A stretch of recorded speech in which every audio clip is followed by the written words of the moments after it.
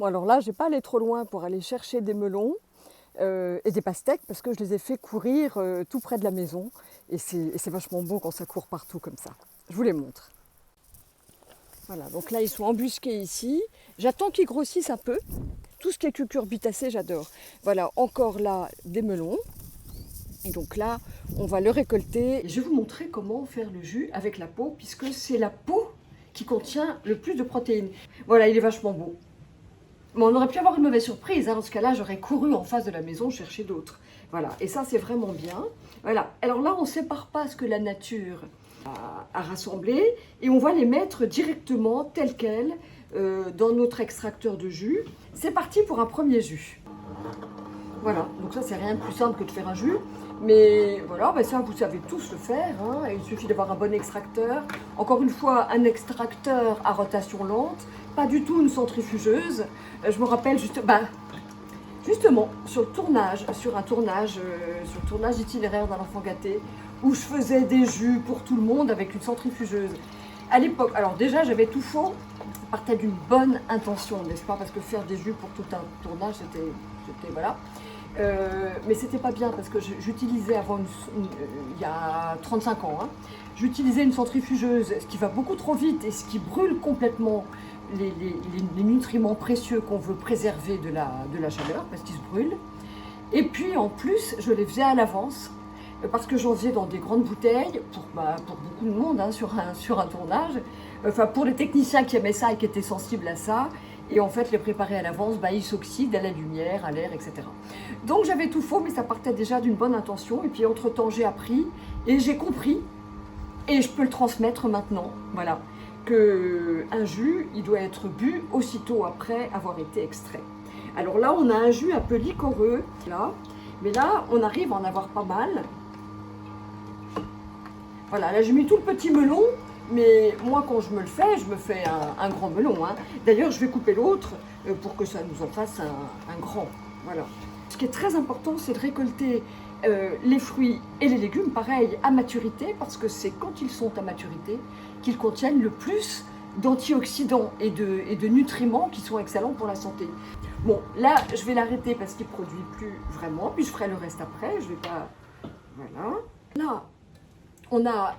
ça, c'est super, parce que ça va faire du compost délicieux. Je vais vous montrer exactement à quel compost je le destine. Vous voulez n'avoir aucune fibre et avoir vraiment le jus qui passe directement dans le sang, là, c'est possible. Et pourquoi c'est possible hein bon.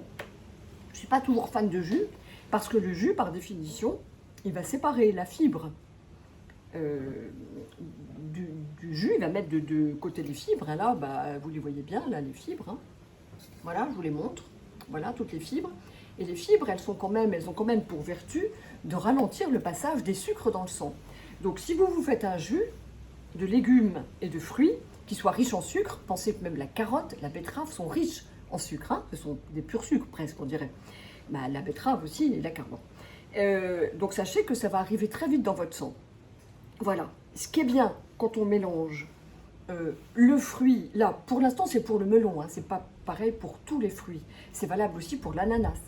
Mais quand on mélange là avec le melon, la peau, c'est qu'on a des protéines et puis qu'on a aussi, c'est moins sucré puisqu'on n'a pas que la partie juteuse sucrée. Donc ça, c'est assez intéressant. Voilà, regardez comme c'est magnifique.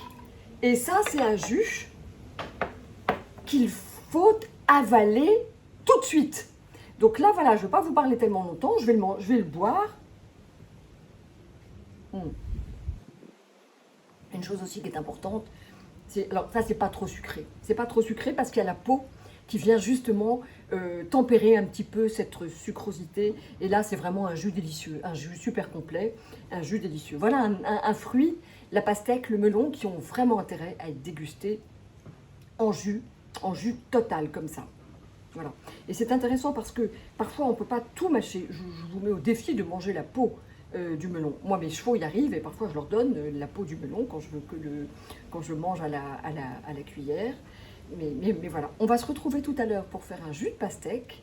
Et puis là, maintenant, je vais vous quitter pour bien profiter de ce jus, ne pas attendre qu'il s'oxyde à l'air. Et puis surtout, comme on dit, mâcher les liquides et avaler les solides.